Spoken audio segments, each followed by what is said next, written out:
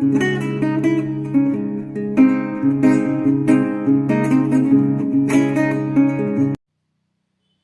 साथियों, स्वागत करता हूं आपकी अपने YouTube चैनल पर। हिंदी कहानी आंदोलन सभी जानते हैं कि स्वतंत्र भारत में हिंदी कहानी से संबंधित कुछ आंदोलन चले, और कौन कौन से आंदोलन चले हैं वो हम लाइव होकर MCQs वाली वीडियो में बताए भी हैं, आप लोगों को भी पता होगा। आज साथियों इन्हीं का अध्ययन करेंगे, तो चलिए शुरू करते हैं यह वीडियो। नई कहानी आंदोलन 1954 ईस्वी। पत्रिका विशेष रूप से तो नहीं इससे संबंधित कोई रही। लेखक प्रवर्तक माने जाते हैं, सभी जानते हैं, राजेंद्र यादव, मोहन राकेश और कमलेश्वर नई कहानी के प्रवर्तक हैं। और पत्रिका को आधार माना जाए या नहीं माना जाए, कुछ विद्वान मानते हैं कि कहानी पत्रिका इसका आधार माना जा सकती है। ठीक है, कहानी पत्रिका, ओके, तो कहानी पत्रिका आधार मानी जा सकती है। जे 1954 ईस्वी में पुनः प्रकाशित हुई थी, 1942 में बंद हो गई थी। सबसे पहले ये पत्रिका आरंभ हुई थी, प्रकाशित होना 1938 में श्रीपत राय के द्वारा संपादित होना शुरू हुई थी। 1942 में बंद हो गई, फिर उसके बाद 1954 में शुरू की गई भैरव प्रसाद गुप्त के द्वारा। और इसी पत्रिका से माना जाता है कि नई कहानी एक विशेषांक भी छपा था 1956 में। ठीक है, भैरव प्रसाद गुप्त वो इस कहानी आंदोलन के अंतर्गत नहीं आते हैं, लेकिन फिर भी हम कह सकते हैं कि कहानी पत्रिका का संबंध नई कहानी से माना जा सकता है। ओके, तो नई कहानी के संबंध में एक और पत्रिका का नाम आता है नई कहानियाँ, वो भी भैरव प्रसाद गुप्त के संपादन में छपती रही। और नई कहानी के संबंध में साथियों हम बहुत सारी जानकारी एक वीडियो में दे चुके हैं, लिंक उसका डिस्क्रिप्शन में है, तो देख लीजिएगा वो वीडियो। ठीक है, नई कहानी आंदोलन एक बड़ा आंदोलन था, क्या उसकी विशेषताएं हैं, क्या कारण रहे उसको उदय होने के लिए, वो सब हम बताए हैं उसमें। ओके साथियों, तो अगले आंदोलन पर पढ़ते हैं। नई कहानी आंदोलन आज नहीं पढ़ाएंगे, जो बाकी की कहानी आंदोलन है, अकहानी, सचेतन, सहज, समांतर और जनवादी कहानी, इसका अध्ययन करेंगे। ओके साथियों, तो शुरू करेंगे अकहानी को पढ़ना। अकहानी 1960 ईस्वी में आई। विशेष रूप से इसमें कोई पत्रिका नहीं है। गंगा प्रसाद बिमल इसके प्रवर्तक माने जाते हैं, लेकिन नामवर सिंह, डॉक्टर नामवर सिंह जो आलोचक हैं, समीक्षक हैं हिंदी साहित्य में बहुत बड़े, उन्होंने एक और शुरुआत कहानी के आधार पर कहा कि ये निर्मल वर्मा की कहानी है, और इसी कहानी से अकहानी आंदोलन की शुरुआत हुई। ओके, ज़्यादा बड़ा कोई आंदोलन नहीं था ये, लेकिन निर्मल वर्मा को भी माना गया है इस कहानी का प्रवर्तक, लेकिन गंगा प्रसाद बिमल को भी माना गया। आगे चलेंगे साथियों। सचेतन कहानी। सचेतन कहानी 1964 ईस्वी में जो आंदोलन आया, आधार पत्रिका के आधार पर हम कह सकते हैं कि ये सचेतन कहानी आंदोलन आया था। और ये पत्रिका को किसने संपादित किया था? महीप सिंह ने। और महीप सिंह इस आंदोलन के कर्ता धर्ता प्रवर्तक माने जाते हैं। आगे सहज कहानी 1968 ईस्वी। इस कहानी से जो पत्रिका संबंधित रही नई कहानी है, इसी से माना जाता है।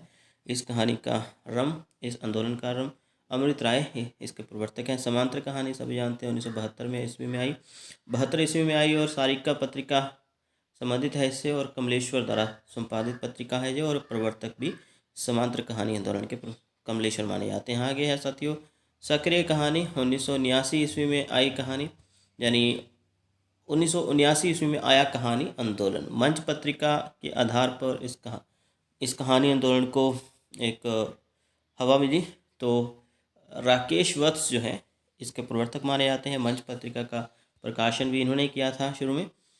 आगे है जनवादी कहानी आंदोलन 1982 ईस्वी। इससे संबंधित कोई खास पत्रिका नहीं है। जनवादी लेखक संघ, ठीक है, कोई खास रूप से कोई व्यक्ति इसमें प्रवर्तक नहीं है, लेकिन लेखक संघ, जनवादी लेखक संघ, इसको भी पढ़ेंगे साथियों। जनवादी कहानी आंदोलन जो है ये प्रगतिवाद, नव्य प्रगतिवाद भी इसको कहा जाता है। दूसरा प्रगतिवाद का उदय हुआ 1982 में, कुछ लोग मानते हैं 1980 के बाद। ओके, तो इस तरह से ये कहानी आंदोलन थे, इसके बारे में सामान्य परिचय मैंने दिया। तो नई कहानी के बारे में नहीं पढ़ेंगे साथियों। नई कहानी, क्योंकि हम इसके बारे में पहले एक वीडियो अपलोड कर दिए स्वतंत्र रूप से, उसका लिंक डिस्क्रिप्शन में है, प्लीज़ देख लीजिएगा। जैसे जहाँ पर दिया भी गया है कि लेखक त्रयी का अर्थ है राजेंद्र यादव, मोहन राकेश और कमलेश्वर। ओके साथियों, तो अभी हम अ कहानी को पढ़ेंगे, नई कहानी के बारे में पढ़ चुके हैं।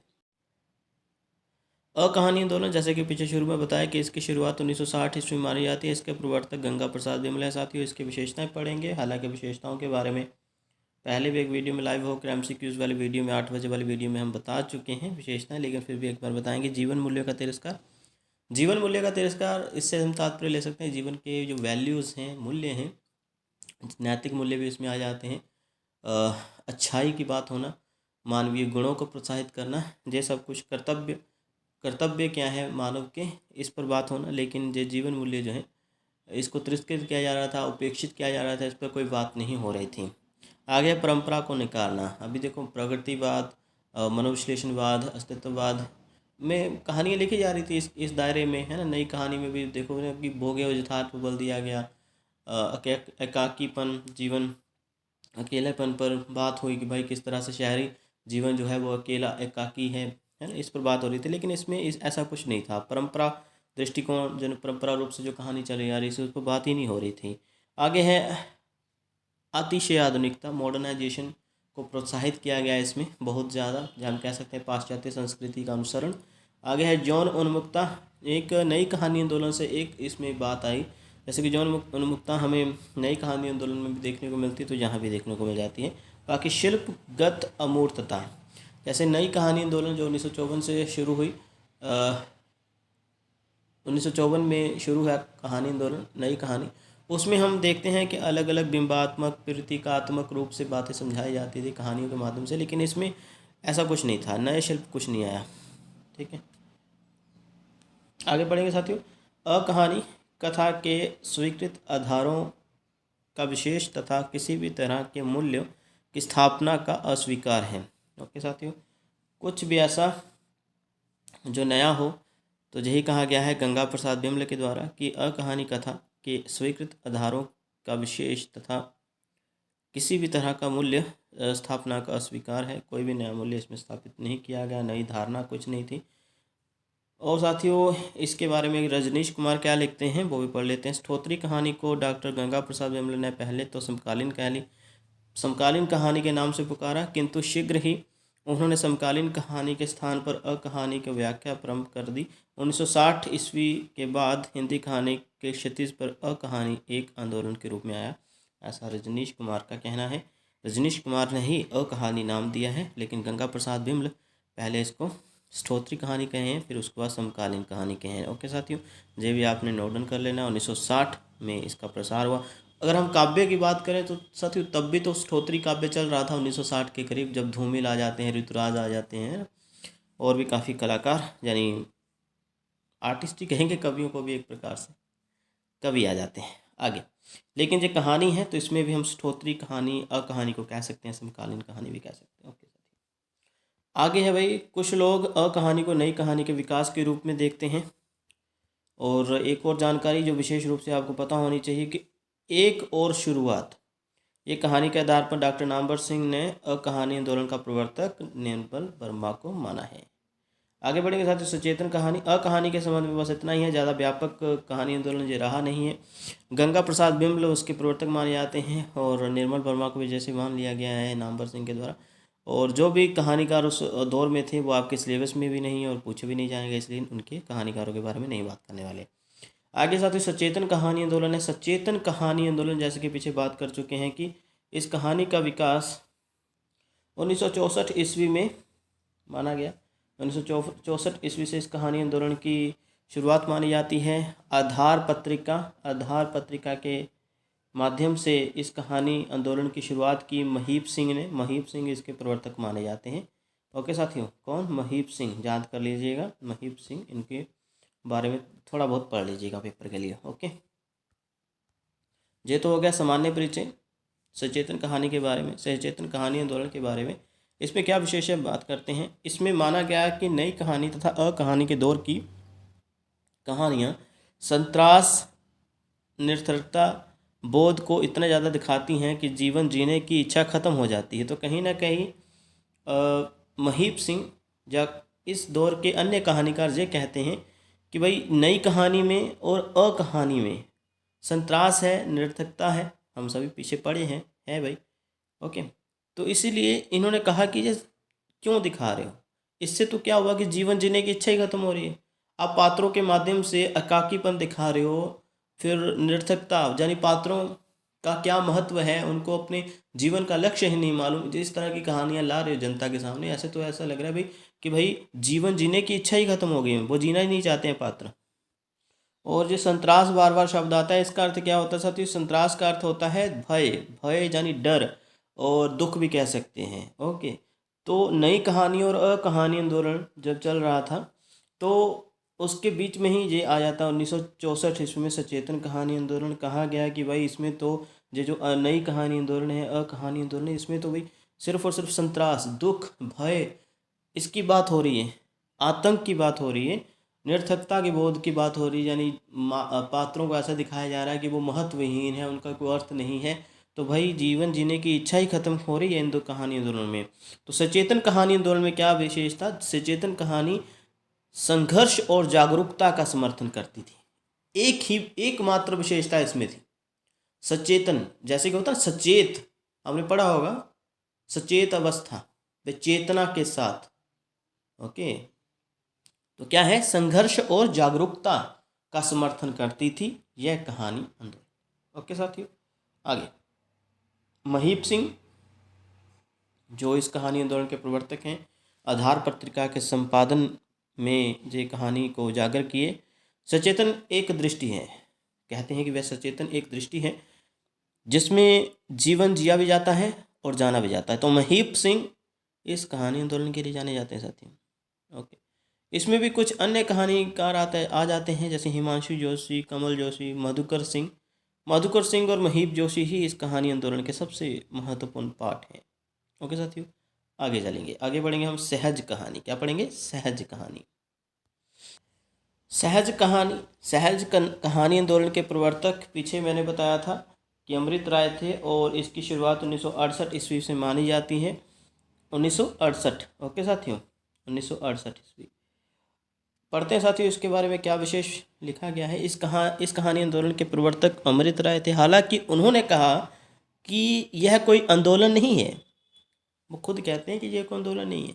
सहज कहानी का दावा है कि इतने सारे आंदोलनों द्वारा कहानी पर विचारधाराएं थोपे जाने के कारण वह मूल कथा रस खत्म हो गया है जो कहानियों का प्राण माना जाता है। सहज विषयों और सहज भाषा में कहानी लिखना ही सहज कहानी की मांग थी। सिंपल है, इसमें है क्या बड़ा। ओके, सहज कहानी, सक्रिय कहानी, ये सब कुछ पढ़ा रहे हैं, अभी सक्रिय कहानी आएगा आगे। तो सचेतन कहानी के बारे में जैसे कि बताया कि उसने ये मान लिया कि नई कहानी में और अकहानी में संतरास और निरर्थकता का बोध था। सहज कहानी यह बात कर रही है कि भाई विचारधाराओं में क्यों थोपना है किसी को, ये क्यों जे जानबूझकर किसी रचनाकार को ये कह देना कि भाई आप इसके अधीन आइए और आप इस तरह की कहानियाँ लिखिए। इन्होंने कहा कि ऐसे तो भाई कथा रस, ओके, मानसिक आनंद जो मिलता है कथाओं को पढ़कर यही खत्म हो जाएगा। तो भाई इन्होंने कहा कि भाषा सहज होनी चाहिए, विषय सहज होना चाहिए, यही है सहज कहानी की मांग। सहज क्या है? आसान, सरल, कुछ ऐसी भाषा ना लिखते रहो भाई कि जनता के समझ में नहीं आ रही है, पाठकों के समझ में नहीं आ रही, उनके सिर से ऊपर जा रहा है सब कुछ। तो यही है सहज कहानी का लक्ष्य। और इसके बारे में क्या लिखा जा रहा है भाई वो भी पढ़ लेते हैं। हालांकि अमृत राय इसको एक आंदोलन नहीं मानते, वो इसको एक सिर्फ कहते हैं कि यह एक विचारधारा है मेरी, ओके, पर्सनल विचारधारा वो मानते हैं इसको। आगे अमृत राय 1968 में नई कहानियाँ पत्रिका का प्रकाशन इलाहाबाद से प्रारंभ करते हैं। यह पहले दिल्ली से प्रकाशित होती थी। कहाँ से प्रकाशित होती थी? दिल्ली में। तो मैंने ये पढ़ाया था नई कहानियाँ पत्रिका, जिसकी शुरुआत की थी भैरव प्रसाद गुप्त ने 1900 कब की थी साथियों? 1960 में। ठीक है, ये पहले नई कहानी आंदोलन के दौरान की बात है। ओके, फिर बीच में ये बंद हो जाती है 1963 में जाकर, और फिर इसी को आरंभ करते हैं इलाहाबाद से। ठीक है, इलाहाबाद से आरंभ करते हैं कौन प्रारंभ करते हैं? अमृत राय 1968 ईस्वी में नई कहानी पत्रिका। इसी से इन्होंने कहा कि सहज कहानी होनी चाहिए। हालांकि ये एक आंदोलन नहीं इसको मानते। ओके साथियों, ये भी आपने नोट डाउन कर लेना है। ये वही पत्रिका है जो भैरव प्रसाद गुप्त ने चलाई थी 1960 में, 1963 में बंद हो गई, फिर उसी को आगे चलाया नई कहानी पत्रिका को अमृत राय ने। ओके, ये दिल्ली में पहले प्रकाशित होती थी, फिर इलाहाबाद से अमृत राय ने चलाई। और अमृत राय किनके पुत्र हैं सभी जानते हैं, प्रेमचंद जी के पुत्र हैं। आगे, कहानी का लक्ष्य अपनी एक कहानीपन को ना खोकर जीवन की प्रस्तुति सहज रूप में करते हुए जीवन के कटु सत्यों और व्यवस्था की भ्रष्टता को उजागर करना है। तो बिल्कुल अपने पिता की सोच जहाँ पर परिलक्षित होती है, इनके पिता की, अमृत राय के पिता प्रेमचंद जी की। ओके, आगे आ गए हम साथी समांतर कहानी आंदोलन पर। समांतर कहानी आंदोलन के बारे में जैसे पहले हम बता चुके हैं कि इसके प्रवर्तक कमलेश्वर हैं। 1972 में वो सारिका पत्रिका के माध्यम से इस कहानी आंदोलन को लेकर आए हैं। और इस कहानी आंदोलन में क्या विशेष है पढ़ेंगे।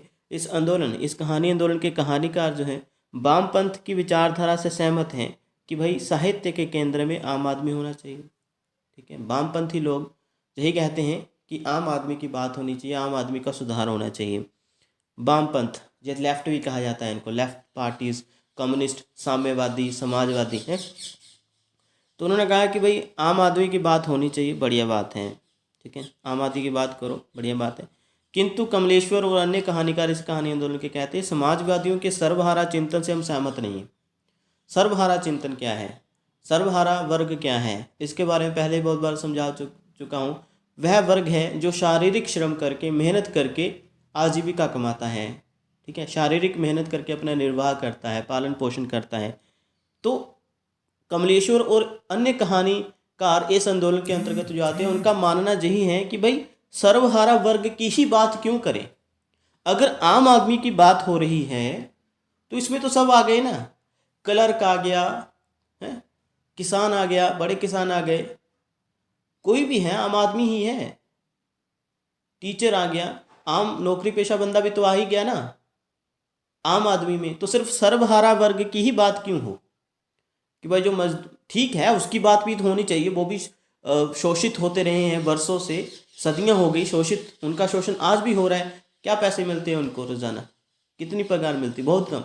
लेकिन आम आदमी की जब बात हो रही है तो आम आदमी में हर कोई आ जाता है। हम वीआईपी नहीं कर रहे, वीआईपी की बात नहीं कर रहे। वीआईपी कौन होते हैं, नेता लोग, अभिनेता लोग, जिनके ढेरों चेले चपटे होते हैं ना, तो उनकी बात नहीं कर रहे, हम आम आदमी की बात कर रहे हैं। तो कमलेश्वर कहते हैं कि हम सर्वहारा वर्ग की ही बात नहीं करेंगे, हम सबकी बात करेंगे जो आम आदमी के फील्ड में आ जाते हैं।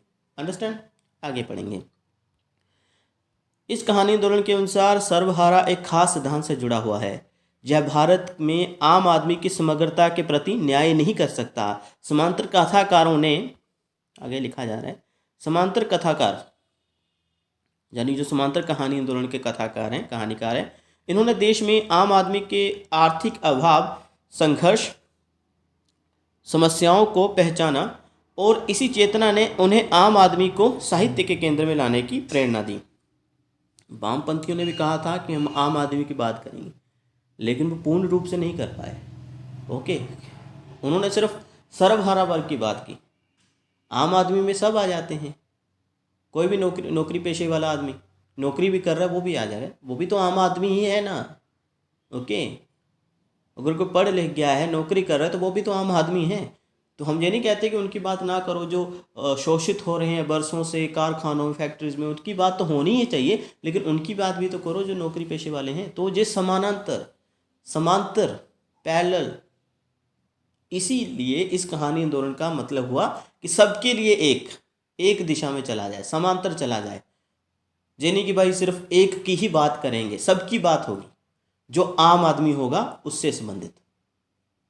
आई थिंक आपको काफ़ी समझ में आ गया होगा जो समांतर कहानी आंदोलन क्या है। एक एक करके मैं सबके बारे में बात कर रहा हूँ। ओके, आगे। आम आदमी का संघर्ष उस शोषण प्रधान व्यवस्था से है जिसमें सामंतवादी, पूंजीवादी, संप्रदायवादी शक्तियों की साजिश शामिल है। समांतर कहानी में इस संघर्ष को बखूबी चित्रित किया गया। समांतर कहानी संस्थाओं और व्यवस्थाओं के वर्ग चित्र की पहचान करती है तथा उन्हें बेनकाब करती है। ओके, तो कहने का तात्पर्य है यदि आप नौकरी पेशे वालों की बात करें, क्लर्क है, टीचर है, कोई भी अन्य वहाँ भी तो पॉलिटिक्स होती है। किस प्रकार से जो निम्न दर्जे के जो नौकरी करता है, जो नौकरी वाले हैं, उनके साथ पक्षपात होता है। जो जितना बड़ी पोस्ट पर होगा वो उतना ही नीचे की पोस्ट वालों को दबाएगा। तो कमलेश्वर यही तो कहना चाहते हैं कि हर फील्ड में शोषण हो रहा है। ये मत सोचो कि सर्वहारा वर्ग के साथ हो रहा है, वो कहते हैं कि उनके साथ तो हो ही रहा है, बाकियों के साथ भी हो रहा है भाई, उनकी भी बात कर लेते हैं। तो इसलिए समांतर कहानी आंदोलन का नाम रखा। इस आंदोलन का नाम कुछ और भी रख सकते थे, लेकिन समांतर रखा कि हम आम आदमी की बात करेंगे तो उसमें समांतर चलेंगे, सबकी बात समान रूप से की जाएगी। आगे चलेंगे। समांतर कहानी में शिल्प का आग्रह नहीं, कहानी को अमूर्त बनाने वाले शिल्पगत तत्वों, बिंब, प्रतीक आदि का निषेध है। विषय के अनुरूप भाषा रूपाकार ग्रहण करती चलती है, वह सहज, वेदक और अनौपचारिक है। तो मतलब कहने का तात्पर्य इसमें खास तरह का शिल्प नहीं आया है, बिंबों, प्रतीकों आदि का निषेध है, कोई आवश्यकता ही नहीं है। और भाषा जितनी सहज होगी, भेदक होगी, बिना बाधा के होगी, अनौपचारिक होगी, उतने लोग जो हैं, साधारण लोग, पाठक लोग समझ पाएंगे इस विषय को।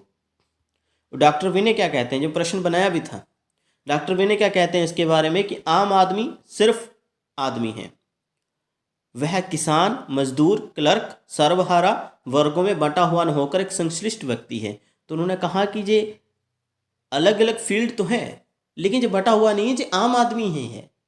वो खास आदमी कौन है? नेता लोग, अभिनेता लोग, जिसके नीचे लोग काम करते हैं, मतलब कहने के उनकी सेवा करते हैं। अमीर लोग वीआईपी हो सकते, अमीर लोग जो जिनके पास अरबों की संपत्ति है, ओके, वीआईपी लोग खास हैं, और आम आदमी इसमें आ जाते हैं।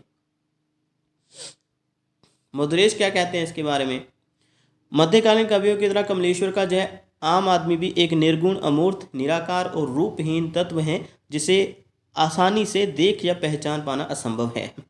मधुरेश बहुत अच्छे आलोचक हैं और इन्होंने भाई बहुत बड़ा कटाक्ष कर दिया। उन्होंने कहा कि अगर कमलेश्वर बात करते हैं आम आदमी की, तो आम आदमी उसी तरह का है जिस तरह से भक्ति काल में निर्गुण धारा चली थी, है ना, जहाँ ज्ञान मार्ग की शाखा सूफी काव्य, उसमें भी ईश्वर को अमूर्त माना गया है, निराकार माना गया है, निर्गुण माना गया है, रूपहीन माना गया है। तो ऐसे ही आम आदमी भी यहाँ पर रूपहीन है, लेकिन मैं इससे सहमत नहीं हूँ। आम आदमी की व्याख्या वो काफ़ी अच्छे तरीके से कर चुके हैं। आम आदमी, जो आम आदमी है वो कोई भी नौकरी पेशे वाला हो सकता है, ओके, और जो सर्वहारा वर्ग है वो तो है ही।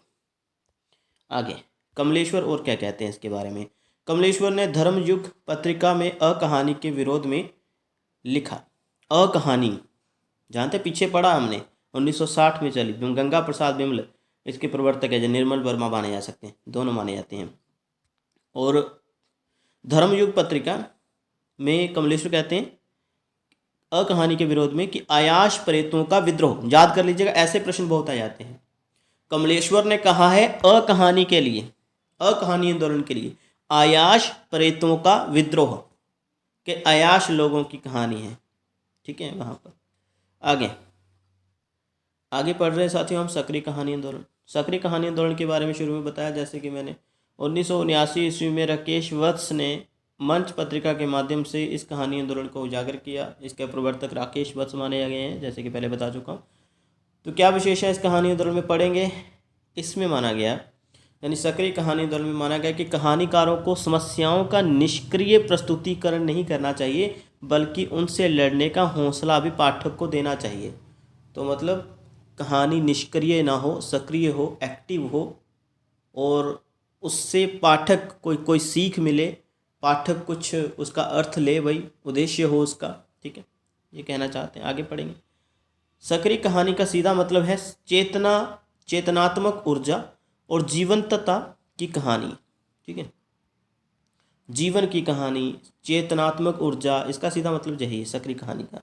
उस समझ और एहसास की कहानी जो आदमी को बेबसी, निहत्थेपन और नपुंसकता से निजात दिलाकर स्वयं अपने अंदर की कमजोरियों के खिलाफ खड़ा होने के लिए तैयार करने की जिम्मेदारी अपने सर लेती है।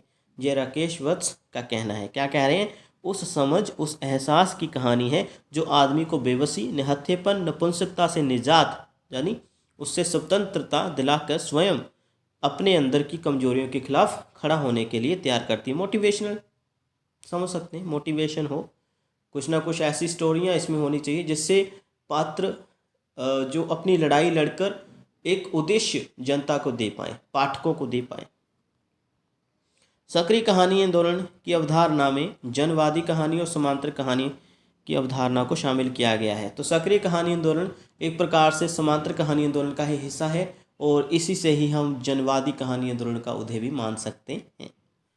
आगे साथियों हमारे पास है अभी जनवादी कहानी आंदोलन। हिंदी साहित्य में हिंदी कहानी आंदोलन का अंतिम आंदोलन माना जाता है जी।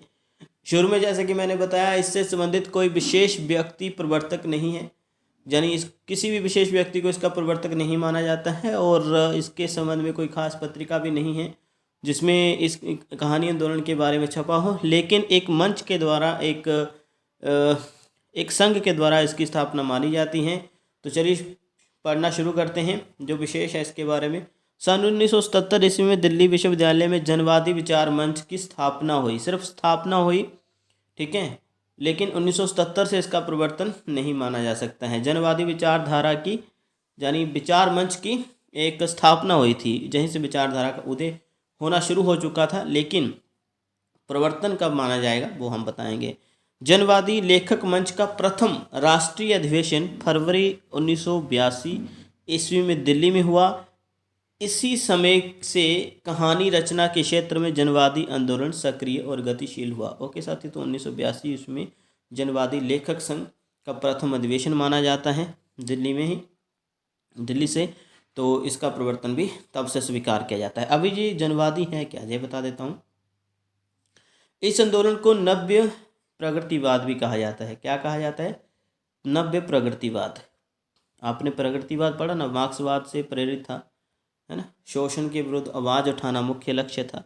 तो ये नव्य प्रगतिवाद, जब प्रगतिवाद भाग 2 भी इसको कहा जाता है हिंदी कहानी में। ओके साथियों, और यह आंदोलन स्वयं को प्रेमचंद की कहानी परंपरा के विकास के रूप में देखता है। यह कहानी सर्वहारा पर किए जा रहे शोषण के विरुद्ध संघर्ष पर सर्वाधिक बल देती है और किसान मजदूर आदि के संघर्ष को सूक्ष्मता और सजगता से उभारती हैं। उदाहरण के रूप में कुछ कहानियां जैसे ली जा सकती हैं। कफन और पुरुष की रात से जनवादी लेखन परंपरा का प्रारंभ हो गया था। ये तो हालांकि काफ़ी पुरानी कहानियां हैं, प्रेमचंद के ज़माने की कहानियां उन्होंने लिखी हैं, तभी से इस कहानी आंदोलन का आरंभ हो गया था। लेकिन नव्य प्रगतिवाद की शुरुआत तो 1982 में मानी जाती है। प्रथम अधिवेशन के दौरान ये कहा गया कि इस तरह की कहानियाँ रची जाएँ जिसमें शोषण के खिलाफ आवाज़ उठाई जाए। तो इनके बाद रामचंद्र तिवारी ने जनवादी कहानी की परंपरा के विकास में इन कहानियों का नाम दिया है। पर्दा जसपाल की, गदल रंगे राघव की, और भी हैं जैसे भीष्म साहनी की चीफ की दावत आ गया, अमरकांत की दोपहर का भोजन, बहुत अच्छी कहानी है वो भी, और भैरव प्रसाद गुप्त की हड़ताल। तो आप समझ गए होंगे साथियों क्या रूपरेखा है जनवादी कहानी आंदोलन की। प्रगतिवाद से संबंधित है और इसको दूसरा प्रगतिवाद भी कहा जाता है, नव्य प्रगतिवाद भी इसको कहा जाए तो कोई गलत बात नहीं है। ओके साथियों, तो ये कहानी आंदोलन थे और आपने नई कहानी आंदोलन के बारे में पढ़ लेना है कि उसमें कौन कौन से कवि थे। जैसे नई कहानी आंदोलन में मोहन राकेश, राजेंद्र यादव, निर्मल वर्मा, ओके, और कमलेश्वर जैसे कवि थे। ओके, उसका ही विशेष ध्यान रखें, बाकी कहानी आंदोलन का खास महत्व नहीं है। मिलते साथियों अगली वीडियो में। वीडियो अच्छा लगे तो लाइक शेयर कमेंट जरूर करें। धन्यवाद।